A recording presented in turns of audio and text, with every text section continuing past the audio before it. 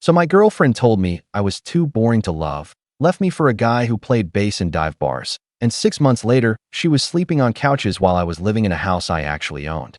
But I'm getting ahead of myself. Let me rewind to the moment everything started falling apart, because honestly, I didn't see it coming until it was way too late. I'm 32. I work as a mechanical engineer in Colorado, and my life is exactly what you'd expect from someone with that job description: stable, predictable, and according to my ex, apparently soul-crushingly boring. I've got a 3-bedroom house that I bought when I was 28, a dog named Cooper who's basically my best friend, and I spend most weekends either hiking or fixing things around the house because that's what relaxes me. I know, I sound like the most generic guy on the planet, but here's the thing. I genuinely liked my life. I had a clear career path, my finances were in order, I wasn't drowning in debt, and I could actually afford to take vacations without checking my bank account 17 times first. My friends used to joke that I was the dad friend of the group, the guy who always had jumper cables in his trunk and knew how to fix a garbage disposal at 2 in the morning.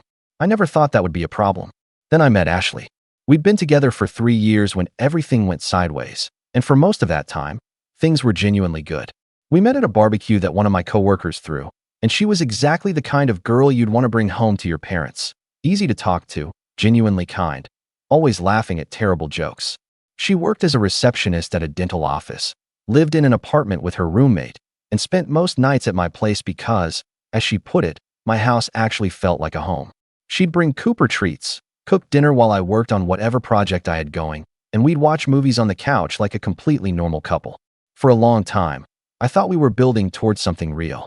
The first crack in the foundation showed up so slowly that I didn't even notice it was happening. Ashley had this friend group that was the complete opposite of everything I represented. Unemployed musicians, bartenders who worked 3 nights a week, people who lived in vans and called it freedom, that kind of crowd. I didn't have a problem with them. Honestly, they just weren't my scene. But Ashley started spending more time with them, and when she'd come back from their hangouts, she'd have this distant look in her eyes, like she'd just experienced something I could never understand. She started making little comments here and there, stuff that seemed innocent at first. She'd mention how one of her friends just bought a motorcycle and took off to California without planning anything, or how another guy she knew quit his job to follow his band on tour. And wasn't that just so brave and romantic? I'd nod along, not really getting where she was going with it, because to me those stories sounded less like bravery and more like financial disasters waiting to happen. Then the comments got more pointed. She'd say things like, maybe we should be more spontaneous. Maybe we should take a random road trip in the middle of the week. Maybe I should stop planning everything down to the minute. I tried, I really did. I took her on surprise weekend trips. I'd skip my usual Saturday morning routine to do whatever she wanted, but it was never enough because I couldn't fundamentally change who I was. I'm the kind of person who checks the weather forecast before hiking, who schedules oil changes in advance, who actually reads instruction manuals. That's just how my brain works. The breaking point came on a Tuesday night, completely out of nowhere. I'd just gotten home from work, I was planning to install new shelves in the garage, and Ashley was sitting on the couch with this look on her face that I'd never seen before. She didn't even let me put my bag down before she said, "We need to talk." I sat down. Cooper immediately came over and put his head on my knee like he sensed something bad was coming, and Ashley just stared at me for a solid 10 seconds before she finally spoke. She told me I was too nice. Not in a compliment way, but in a way that made it sound like a character flaw, like being considerate and stable was somehow ruining her life. She said she needed someone with more edge, someone who made her feel alive, someone who didn't have a color-coded calendar and a retirement plan at 32. I asked her if there was someone else, because I'm not stupid, and the way her face changed told me everything I needed to know before she even opened her mouth. His name was Jake. He was 29. He played bass in a band called Broken Pavement that performed at open mics and dive bars, and apparently he represented everything I wasn't. Ashley told me he was exciting, that he lived in the moment, that being around him felt like anything could happen. I just sat there processing the fact that my 3-year relationship was ending because I had my life together. She packed her stuff that night, and I didn't try to stop her because honestly, what was I supposed to say?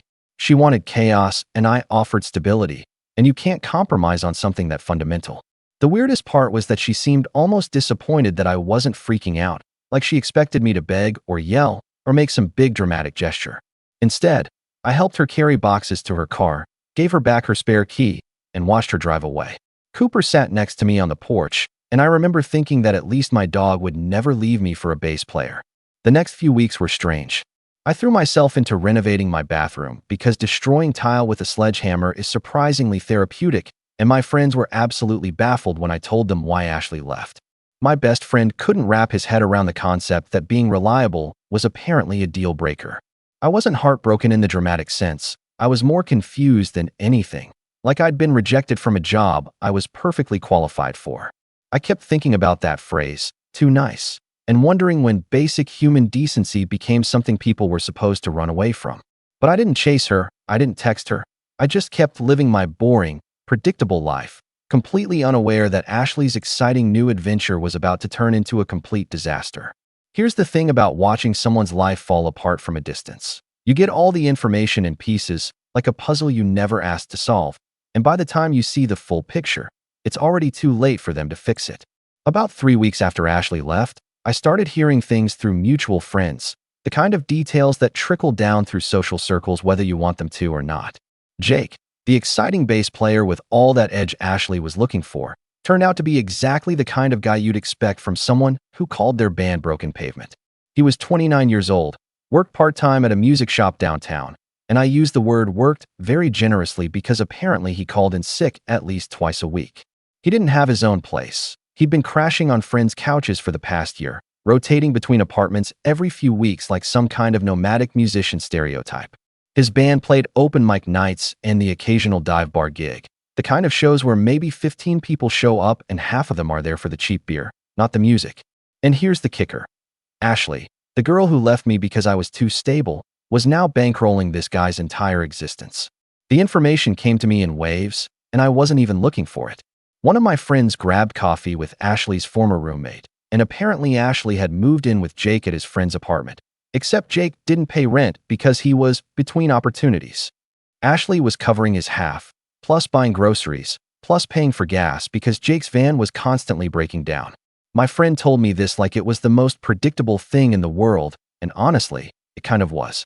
Another friend saw them at a bar where Jake's band was playing, and Ashley was sitting alone at a table looking absolutely miserable while Jake flirted with girls between sets. The same guy who supposedly made her feel alive was treating her like a walking ATM with the personality of a houseplant. But I didn't reach out, I didn't offer advice. I just kept demolishing my bathroom and planning out the tile work like a normal, boring person who actually finishes projects. Then I ran into her at Home Depot on a Saturday morning, and that's when I realized how bad things had actually gotten. I was in the plumbing aisle trying to figure out which wrench I needed for my sink, and I heard my name from behind me. I turned around and barely recognized her. Ashley had lost weight, not in a healthy way, but in a way that made her look exhausted and worn down, like she hadn't been sleeping or eating properly in weeks. Her hair was pulled back in a messy ponytail. She was wearing an oversized hoodie that definitely wasn't hers, and she had these dark circles under her eyes that I'd never seen before. She tried to act casual, asked me what I was working on, and I told her about the bathroom renovation because what else was I supposed to say? She lingered there in the aisle way longer than necessary, clearly wanting to have some kind of deeper conversation, but I kept my answers short and polite because I already knew where this was heading. She mentioned she was there buying light bulbs because the fixtures in her apartment were broken, and I noticed she said her apartment, not their apartment, which told me everything about how that living situation was going. I made an excuse about needing to grab something from another section, and I got out of there before she could ask me for help or advice or whatever she was building up to. That encounter stuck with me for days, not because I felt bad for her, but because I couldn't believe this was the same person who told me I wasn't exciting enough. A week later, the messages started. At first, it was just Instagram likes on old photos, then comments on posts I'd made months ago, the kind of digital breadcrumbs people leave when they're testing whether you'll respond. I didn't. Then came the texts, casual at first, asking how Cooper was doing, saying she missed him, which was obviously code for saying she missed me without actually saying it. I kept my responses minimal, 1 or 2 words, enough to not be rude but not enough to open a door. Then one night, my phone rang at almost midnight. I was in bed reading, Cooper was sprawled across half the mattress, and I saw Ashley's name on the screen. My first instinct was to ignore it, but something made me answer, maybe curiosity, maybe some leftover sense of obligation from 3 years together. The second I said hello, I heard crying on the other end. Not quiet tears, but full-on sobbing, the kind where someone can barely catch their breath enough to talk. She tried to explain what happened, but the words came out in fragments. Jake had spent their rent money on a vintage guitar he found on Craigslist. They'd gotten into a massive fight about it. He'd called her controlling and stormed out, and now she didn't know where he was or how she was going to pay for the apartment. She tried calling him 17 times, and he wasn't answering. Then she said something that actually made me angry, not sad, just genuinely frustrated with how predictable this whole situation was. She said, "You always knew what to do." I missed that. Like I was some kind of instruction manual she'd thrown away and now wanted to dig out of the trash. I took a breath, stayed calm, and told her exactly what she needed to hear but probably didn't want to accept. I said she needed to talk to her landlord about the situation, figure out if she could break the lease or find a roommate, and maybe stop expecting a 29-year-old guy who sleeps on couches to suddenly become financially responsible. I did not offer to help. I did not offer money. I did not offer to co-sign anything or let her crash at my place. I gave her practical advice the same way I'd give directions to a stranger, and then I told her I had to go because I had work in the morning. She asked if we could meet up and talk in person, and I said no. Simple as that. No explanation, no softening the blow. The calls kept coming over the next few weeks, not every night, but often enough that I started letting them go to voicemail. She'd leave messages asking me to help her find a new apartment, asking if I knew anyone who was renting, asking if I could review a lease agreement, because she didn't understand the legal language. Every request was wrapped in this tone of desperation that made it clear she'd realized she'd made a massive mistake but was too proud to say it out loud. I didn't respond to any of them. Then the messages stopped completely, and through the grapevine, I found out why. Jake had disappeared, not in a dramatic way. He just stopped coming back to the apartment and blocked Ashley on everything. She got evicted because she couldn't cover the full rent on her own, and now she was sleeping on her friend's couch, the same friend she used to live with before she moved in with me all those years ago. The irony wasn't lost on anyone. Ashley had traded a 3-bedroom house with a yard and a dog for a couch in a 1-bedroom apartment, all because she wanted someone with edge, and now she was learning the hard way that edge doesn't pay bills or show up when things get difficult. And me, I just kept working on my house, kept hiking on weekends, kept living my boring, predictable life, completely unaware that the universe was about to hand me exactly what I needed. The thing about moving on is that it doesn't announce itself with fireworks or a dramatic moment of clarity. It just happens quietly while you're focused on other things, and one day you realize you haven't thought about your ex in weeks. That's exactly how Rachel entered my life. No grand romantic gesture, no love at first sight, just a regular workday that turned into something I never saw coming. I was about 2 months past the Ashley situation, my bathroom renovation was finally done, and I'd gotten pulled into this commercial development project at work that required collaboration with a landscape architecture firm. There were maybe 12 people in the kickoff meeting, and Rachel was one of them, sitting across the table with a portfolio full of detailed site plans and this confident way of presenting ideas that made it clear she knew exactly what she was talking about. She ran her own landscape architecture company, had been doing it for 6 years, and the way she discussed drainage systems and soil composition with the same enthusiasm most people reserve for talking about their favorite sports team told me everything I needed to know about her work ethic. We ended up working together pretty closely on that project, lots of emails back and forth about grading issues and retaining wall specifications, the kind of technical conversations that probably sound boring to most people but felt completely natural to us.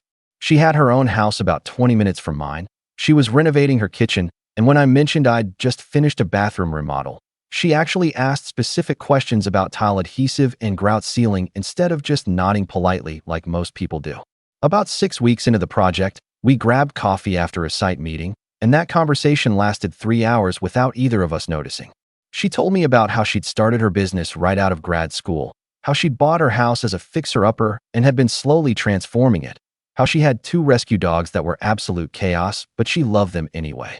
I told her about Cooper, about my hiking trips, about how I'd spent the last few months working through a breakup by destroying walls with a sledgehammer. She laughed at that, not in a judgmental way, but in this understanding way that made it clear she got it. Then she said something that hit me harder than I expected. She said, "Being boring is underrated. Reliability is attractive, not as some kind of pity compliment, but as a genuine observation, like she'd figured out something most people spend their whole lives missing." We started dating officially about a week later. And the difference between being with Rachel and being with Ashley was like comparing a professionally built house to one held together with duct tape and wishful thinking. Rachel didn't need me to be spontaneous or edgy or whatever Ashley had been searching for. She just needed me to show up and be consistent, which was literally the only thing I'd ever been good at. We'd plan weekend trips months in advance. We'd text each other about contractor recommendations and building code requirements. And somehow that felt more romantic than any random midnight adventure ever could. Her friends were architects and engineers and project managers, people who understood that having a 5-year plan wasn't boring, it was smart. About 4 months into dating Rachel, so around 6 months after Ashley left, I ran into Ashley and Jake at a grocery store, and that encounter pretty much summed up everything that had happened. Rachel and I were there together, picking up stuff for dinner, having one of those easy conversations about whether we should try a new recipe or just make pasta. We turned down the produce aisle, and there they were, Ashley and Jake, standing in front of the organic apples having what was clearly an argument about money. Jake looked exactly like you'd expect. Ripped jeans, faded band t-shirt, this perpetually exhausted expression of someone who'd been couch surfing for too long. Ashley looked better than she had at Home Depot, like she'd gotten some sleep and started eating again. But there was this hardness in her face that hadn't been there before, like life had spent the last few months teaching her lessons she didn't want to learn. They both saw us at the same time, and I watched Ashley's entire body language change. Her eyes went from Jake to me to Rachel, and you could literally see her doing the math in her head, comparing where she ended up versus where I ended up. Jake, being the absolute genius he was, decided to say something. He looked at me, smirked, and said, "Still boring, I see." Rachel, without missing a beat, looked him up and down and said, "Still broke, I see." I didn't say anything, just put my arm around Rachel and kept walking, but I heard Ashley snap at Jake behind us, something about him making everything worse. I never found out what happened after that because I genuinely stopped caring. The rest fell into place exactly how it should have. Rachel and I moved in together about 8 months after we started dating, bought a house that needed work but had good bones, exactly the kind of project we both loved. Cooper got along great with Rachel's dogs, and our weekends became this perfect routine of hardware store runs and hiking trails and working on renovation projects together. We got married a year later, small ceremony, nothing fancy, just the people who actually mattered. Through mutual friends, I eventually heard that Ashley had moved back in with her parents, got a more stable job working at a medical office, and was dating some guy who worked in finance. Good for her. Honestly, I hope she figured out what she actually wanted. Jake, as far as I know, is still sleeping on couches and playing dive bars, still waiting for his big break that's never going to come because talent without discipline is just expensive noise. And me, I'm living in my boring, predictable house with my wife who thinks reliability is attractive, working on boring engineering projects and planning boring vacations 6 months in advance, and I've never been happier. Here's what I learned from the whole experience. Bad boys give you stories, but good men give you a future. Ashley wanted excitement and got chaos, wanted edge and got instability, wanted someone who lived in the moment and got someone who couldn't plan past next weekend. Meanwhile, I just kept being exactly who I'd always been, and somehow that turned out to be exactly what the right person was looking for all along. The universe has a weird sense of humor like that. You spend years thinking your stability is a flaw, that being responsible and reliable makes you invisible, and then someone comes along who sees those exact qualities and thinks they're the most attractive things about you. Rachel didn't want me to change or be more spontaneous or develop some kind of mysterious edge. She wanted me to keep being the guy who checks the weather before hiking and reads instruction manuals and has a retirement plan at 32. She wanted boring, and I gave her boring, and somehow we built something real out of it. The last I heard about Ashley was actually from her mom, which was probably the strangest twist in this entire story. About a year after everything went down, I got a message on Facebook from Ashley's mom saying she wanted to thank me for not taking Ashley back when she tried to come crawling back. She said Ashley needed to learn that actions have consequences and that excitement isn't a substitute for partnership. She said I'd always been good to her daughter and she was sorry about how things ended. I didn't respond because what do you even say to that? But it was weirdly validating to know that even Ashley's own mother recognized how ridiculous the whole situation had been. So yeah, my girlfriend told me I was too nice, left me for a guy with edge, and 6 months later, she was sleeping on couches while I was living my best life. Not because I changed or became someone I wasn't, but because I stayed exactly the same and waited for someone who actually appreciated that. Being boring isn't a bug, it's a feature, and the right person will see that. The wrong person will leave you for a bass player who can't pay rent, and honestly, that's the best favor they could ever do for you. What do you think about this story? Let me know in the comments, drop a like, and don't forget to subscribe for more real-life stories.